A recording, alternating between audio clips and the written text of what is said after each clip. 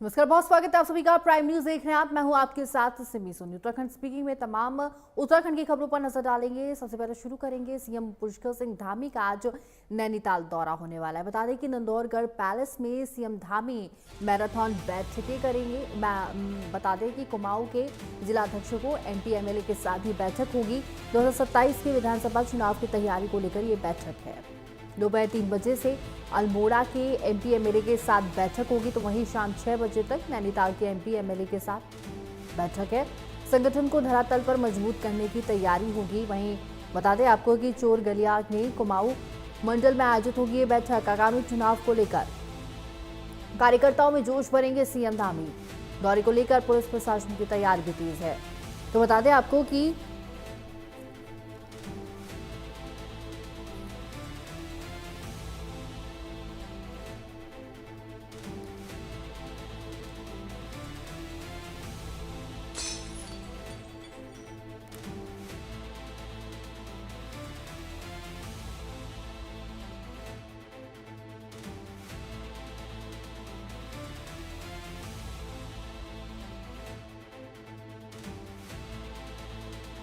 27 के उत्तराखंड विधानसभा चुनाव को देखते हुए भारतीय जनता पार्टी ने अपने संगठन को धरातल पर मजबूत करने की कवायद जो है वो तेज कर दी है। सीएम पुष्कर सिंह धामी का आज नैनीताल दौरा होने वाला है। बता दें आपको कि नंदौरगढ़ पैलेस में मुख्यमंत्री धामी कुमाऊं मंडल को लेकर मैराथन बैठकें करेंगे। इन बैठकों में बता दें आपको कि कुमाऊं के जिलाध्यक्षों के साथ साथ सांसद और विधायक भी शामिल होंगे। खासतौर पर 2027 के विधानसभा चुनाव की तैयारी को लेकर मंथन होगा। संगठन को बूथ स्तर पर मजबूत करने और चुनावी रणनीति को धार देने पर फोकस रहेगा। तो वहीं दोपहर 3 बजे से 4:30 बजे तक अल्मोड़ा के सांसद और विधायकों के साथ बैठक प्रस्तावित है, जबकि शाम 6 बजे तक नैनीताल के सांसद विधायकों को के साथ ही बैठक होगी। इसके साथ ही बता दें कि चौरगलिया में कुमाऊं मंडल की बैठक भी आयोजित की जाएगी, जहां मुख्यमंत्री धामी आगामी विधानसभा चुनाव को लेकर कार्यकर्ताओं में जोश भरते हुए नजर आएंगे। तो ये बेहद अहम दौरा होने वाला है। आज नैनीताल जाने वाले हैं। तो वहीं इस खबर पर और भी जानकारी देने के लिए हमारे साथ संवाददाता महेंद्र प्रताप सिंह जुड़े हुए हैं। तो महेंद्र, आज मुख्यमंत्री धामी का नैनीताल दौरा होने वाला है, कई अहम बैठकें होने वाली, क्या पूरी जानकारी, और आज कौन कौन से मुख्य बैठकों में सीएम धामी शामिल होने वाले हैं? सीएम धामी नैनीताल दौरे पे हैं, कुमाऊं मंडल में है। इसमें पहला दौरा इन्होंने गौलापार का किया है, जिसमें हाई कोर्ट का जो परिसर है उसको शिफ्टिंग का मामला चल रहा है, तो उसकी प्रोसेस वो पता करेंगे और जमीनी हकीकत उसका जायजा लेंगे। इसके अलावा 1 बजे भाजपा के जो जिलाध्यक्ष है, मंडल अध्यक्ष कुमाऊं संभाग के, उनकी बैठक होनी है। उनसे फीडबैक लिया जाएगा चुनावी समीकरण को देखते हुए कि जो योजनाएं, सरकार की जो योजनाएं हैं उनकी क्या स्थिति है। इसके अलावा जमीनी हकीकत जानेंगे कि वहां पे क्या क्या समस्याएं आ रही हैं। उसके बाद फिर लोकसभा और जो सदस्य हैं उस सांसदों और विधायकों की एक साथ बैठक होगी। वो 3 बजे रखी गई है उसका समय। तो इसमें जो है उनसे भी फीडबैक लिया जाएगा कि चुनाव को देखते हुए जो 2027 में चुनाव है उनकी क्या स्थिति है, जमीन पर क्या चल रहा है। उसके फीडबैक लेने के बाद जो है सरकार के स्तर पर क्या समाधान हो सकते हैं उसके बारे में भी जानकारी ली जाएगी। जी बिल्कुल, देखिए 2027 विधानसभा चुनाव की तैयारी अभी से शुरू हो चुकी, ठीक उसी तरह उत्तराखंड में भी तैयारी तेज है। तो अगर 2027 चुनाव की बात करें तो जमीनी स्तर पर क्या कुछ तैयारियां हो रही हैं, इसके साथ ही इस बैठक में क्या कुछ बड़े फैसले जो हैं वो लिए जा सकते हैं? महेंद्र, देखिए सिमी, केंद्रीय नेतृत्व की ओर से लगातार जानकारी ली जा रही है कि जैसे जेएनजी के जो आंदोलन है उसका जमीनी असर पर, जमीनी लेवल पे क्या असर है, युवाओं में किस चीज को लेकर के असंतोष है, उसकी कैसे भरपाई हो सकती है। इसी सिलसिले में सीएम धामी लगातार युवा संवाद भी कर रहे हैं। फिलहाल सांसदों और विधायकों से भी फीडबैक लिया जाएगा। इसके अलावा बूथ लेवल पर क्या स्थिति है चुनाव के मद्देनजर, इसकी जानकारी पदाधिकारियों से ली जाएगी जो जिलाध्यक्ष और मंडल अध्यक्ष हैं। तो क्योंकि इसको पूरी फीडबैक देना है तो यहाँ से फीडबैक लेकर के फिर केंद्रीय नेतृत्व को दिया जाएगा। उसके बाद जब केंद्रीय नेतृत्व की और कुछ सुझाव होंगे तो उसको अमली जामा पहनाने की भी चुनौती है, तो उससे रूबरू करवाया जाएगा। दोबारा फिर से बैठक होगी। सिमी जी बिल्कुल, देखिए 2027 चुनाव को लेकर ये बैठकें बेहद अहम है और आज नैनीताल पहुंचेंगे मुख्यमंत्री धामी। वहीं महेंद्र बने रहिए हमारे साथ।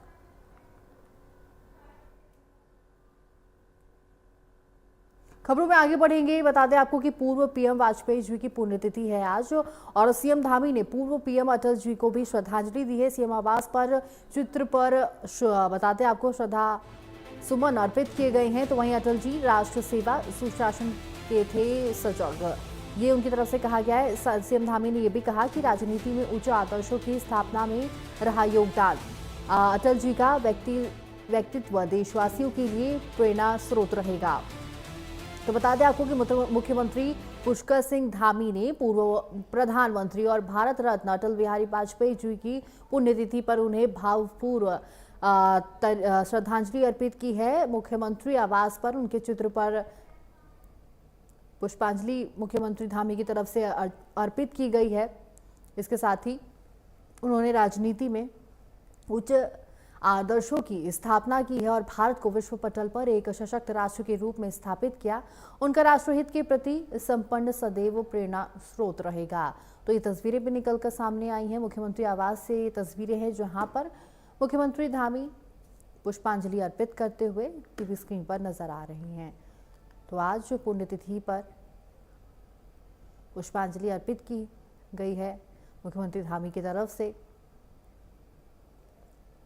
और मुख्यमंत्री धामी ने यह भी कहा कि अटल जी की राष्ट्र सेवा सुशासन के सजग प्रहरी थे।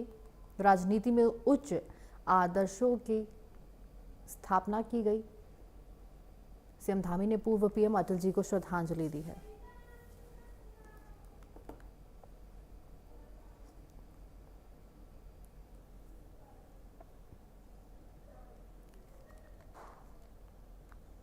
तो ये तस्वीरें दिखा दें जहां पर मुख्यमंत्री धामी नजर आ रहे हैं।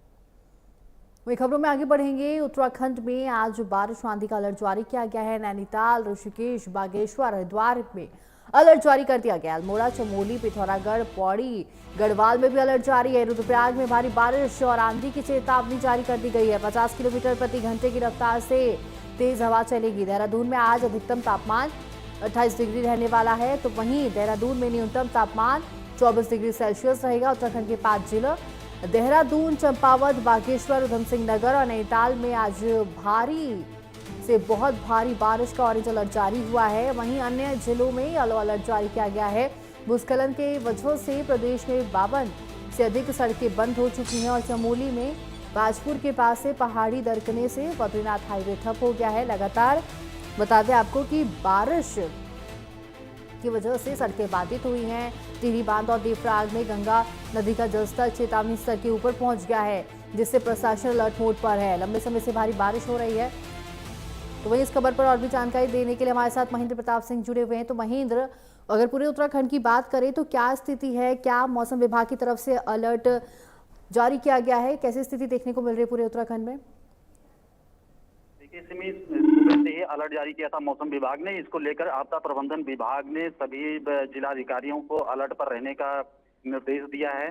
इसके अलावा वहां से लगातार देहरादून से मॉनिटरिंग भी हो रही है कि जो भी स्थितियां हैं, करीब 3 दर्जन से ज्यादा मार्ग अवरुद्ध हो चुके हैं बारिश की वजह से। चूंकि लगातार बारिश हो रही है, करीब 3 हफ्ते हो गए हैं।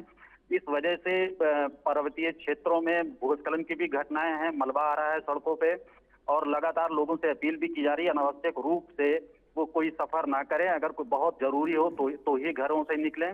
हालांकि अभी पूरी नजर बना करके रखी गई है। सभी जिले के प्रशासन को समुचित संसाधनों के साथ तैनात किया गया है। लगातार मार्गों को बहाल किया जा रहा है। फिलहाल अभी कई जगह पे मार्ग बाधित है, उनको भी आवागमन के युक्त बनाया जा रहा है। जी देखिए, जैसे भूस्खलन की वजह से करीब 90 से ज्यादा सड़कें बाधित हो चुकी हैं। इसके अलावा भारी बारिश की वजह से तमाम जो नदियां हैं वो भी उफान पर है। तो प्रशासन की तरफ से क्या कुछ तैयारी की गई है महेंद्र?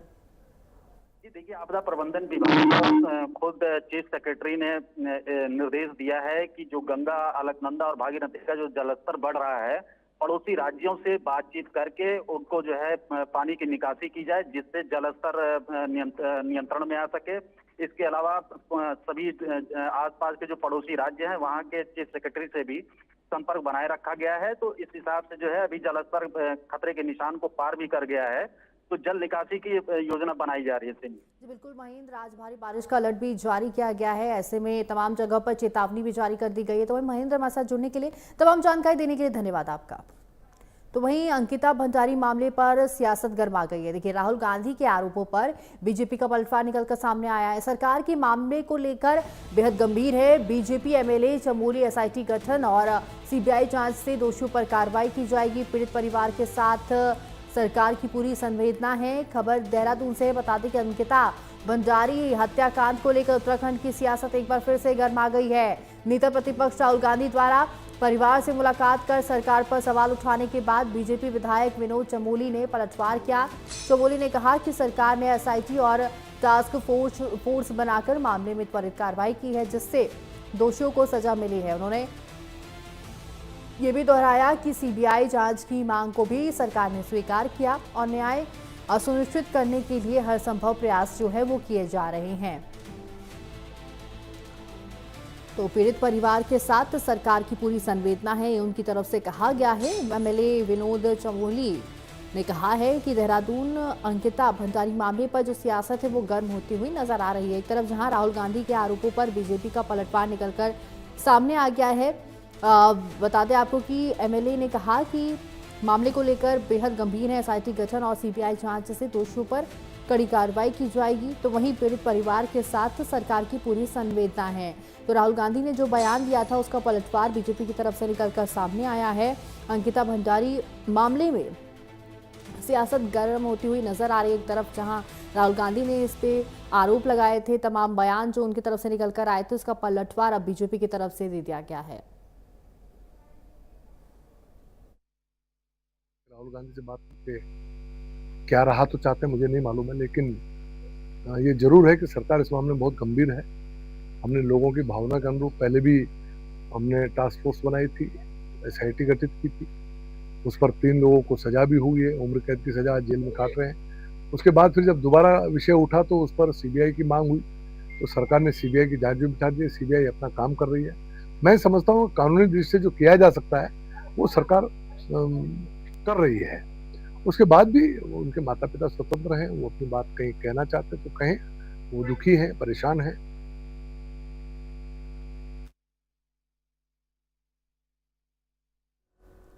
तो वहीं नैनीताल में पुलिस और बदमाशों के बीच मुठभेड़ हो गई है। रामनगर क्षेत्र में पुलिस और बदमाश के बीच मुठभेड़ हुई है।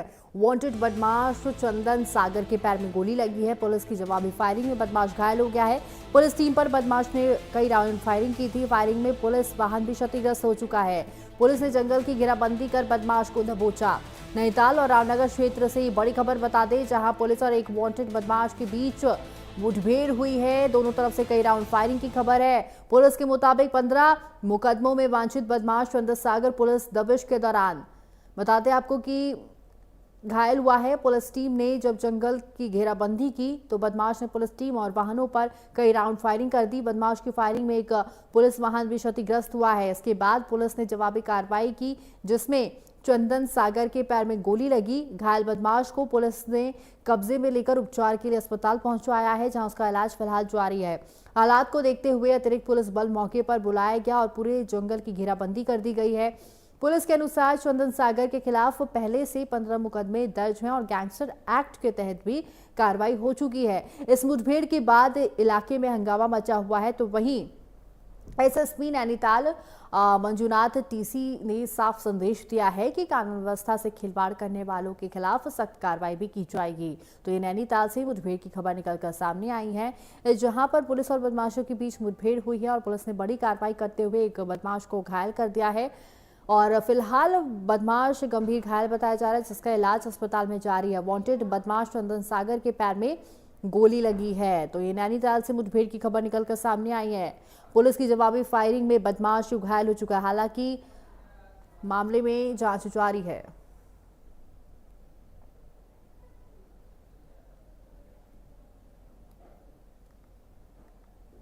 वहीं चंपावत में स्वतंत्रता दिवस के मौके पर खेल के मैदान से नशा मुक्त समाज का संदेश दिया गया है। जी हां, जिला प्रशासन की ओर से आयोजित बैडमिंटन प्रतियोगिता में खिलाड़ियों ने खेल और जोश का दमदार प्रदर्शन किया है। खास बात यह रही कि प्रतियोगिता का शुभारंभ जिलाधिकारी मनीष कुमार ने खुद बैडमिंटन कोर्ट में उतरकर किया। डीएम ने खिलाड़ियों से परिचय लिया और उनके साथ बैडमिंटन खेलकर प्रतियोगिता की शुरुआत की है। चंपावत, लोहाघाट और टनकपुर से पहुंचे खिलाड़ियों ने अलग अलग आयु वर्ग में प्रतियोगिताओं में हिस्सा लिया। इस दौरान खिलाड़ियों में जबरदस्त उत्साह देखने को मिला, खेल भावना देखने को मिली है। तो वहीं जिलाधिकारी ने कहा कि खेल युवाओं को स्वस्थ रखने के साथ साथ उन्हें नशे जैसी बुराइयों से दूर रखने का प्रभावी माध्यम है। उन्होंने लोगों से ज्यादा खेल गतिविधियों से जुड़ने और स्वस्थ जीवन शैली अपनाने की अपील उनकी तरफ से की गई है। तो ये बैडमिंटन कोर्ट से नशे के खिलाफ संदेश दिया गया है। डीएम खुद बैडमिंटन खेलते हुए नजर आए और इसके साथ ही खिलाड़ियों ने संकल्प लिया है नशे मुक्त भारत का। खेल के जरिए नशा मुक्त भारत का जो संदेश है वो दिया गया है। तो डीएम भी पहुंचे थे मौके पर और खुद युवाओं के साथ बैडमिंटन खेलते हुए भी नजर आए थे। इसके साथ ही बताते हैं आपको कि उन्होंने युवाओं से स्वस्थ रहने और नशा मुक्त होने की अपील भी की है।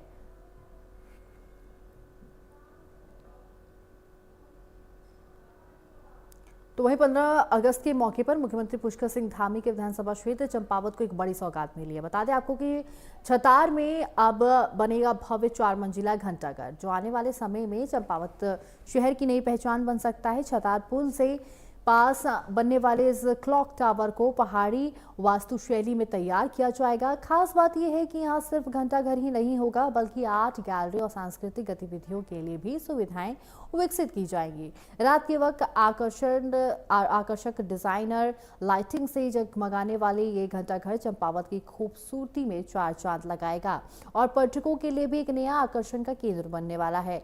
इस परियोजना को विकास, संस्कृति, पर्यटन के संगम के तौर पर देखा जा रहा है।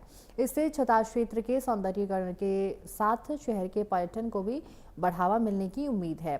घंटाघर निर्माण की स्वीकृति मिलने के बाद क्षेत्रवासियों में खुशी की लहर है। स्थानीय जनप्रतिनिधियों ने सीएम पुष्कर सिंह धामी और जिला प्रशासन समेत परियोजना से जुड़े सभी अधिकारियों का आभार जताया है। यह सौगात सिर्फ एक क्लॉक टावर नहीं, बल्कि चंपावत की पहाड़ी संस्कृति और आधुनिक विकास को एक साथ दिखाने वाला एक नया लैंडमार्क बनने की दिशा में एक बड़ा कदम है। तो ये चंपावत की नई पहचान बनेगा ये घंटाघर। हालांकि बताते हैं आपको कि 4 मंजिला क्लॉक टावर होगा और छतार में घंटाघर को मंजूरी मिल चुकी है। पर्यटकों के लिए एक मुख्य केंद्र बन जाएगा ये और कहीं ना कहीं चंपावत की खूबसूरती में 4 चांद लगाएगा।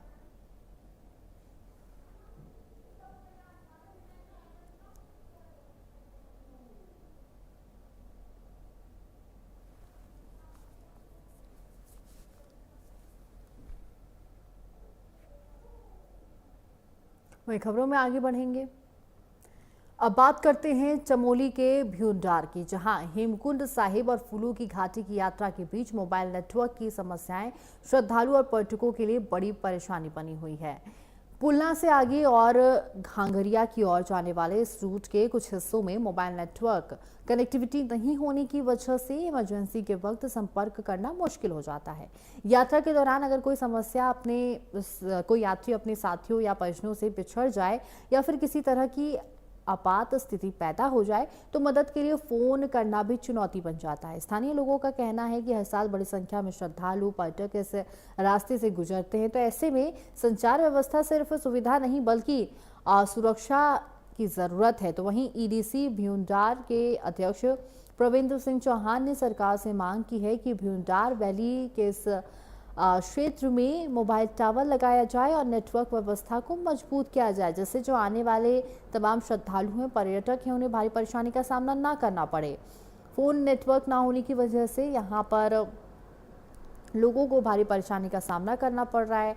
हालांकि सरकार से अपील की गई है कि यहाँ पर टावर लगाया जाए और नेटवर्क व्यवस्था को मजबूत किया जाए, जिससे यहाँ पर आने वाले श्रद्धालुओं पर्यटकों को परेशानी का सामना न करना पड़े, सुविधाएं मिले। तो ये चमोली से खबर बता रहे थे, जहाँ पर श्रद्धालुओं के लिए कनेक्टिविटी बेहद ज़रूरी है और सरकार से इसकी अपील भी की गई है कि मोबाइल टावर की गुहार की गई है ताकि श्रद्धालुओं को, जो तमाम पर्यटक वहाँ पहुँच रहे हैं, उनको परेशानी का सामना न करना पड़े।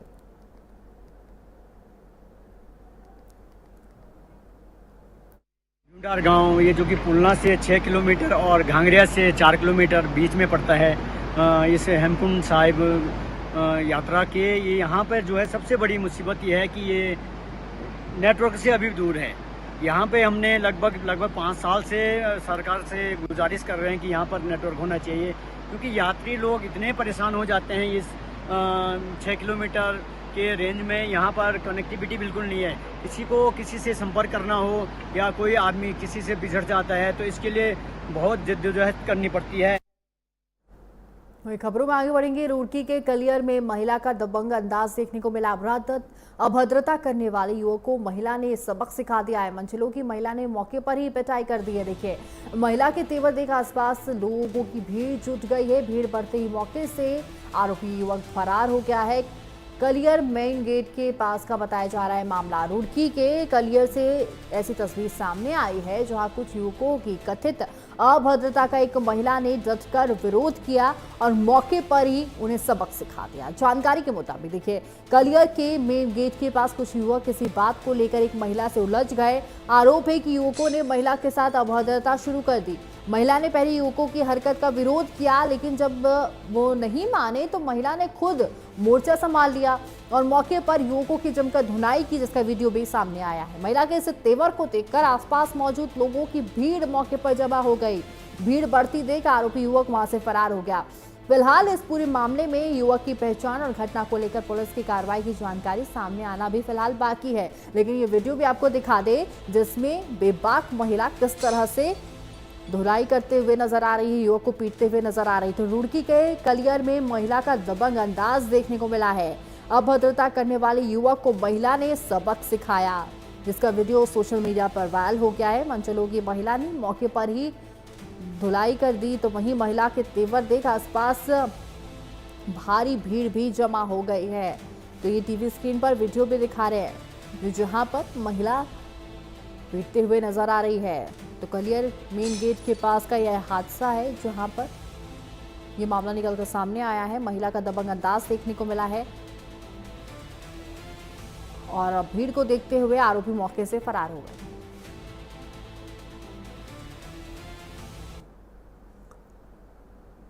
फिलहाल इस वीडियो में सिर्फ इतना ही, लेकिन खबरों का सिलसिला लगातार जारी है। तमाम से बड़े अपडेट्स के लिए देखते रहिए प्राइम न्यूज़। नमस्कार।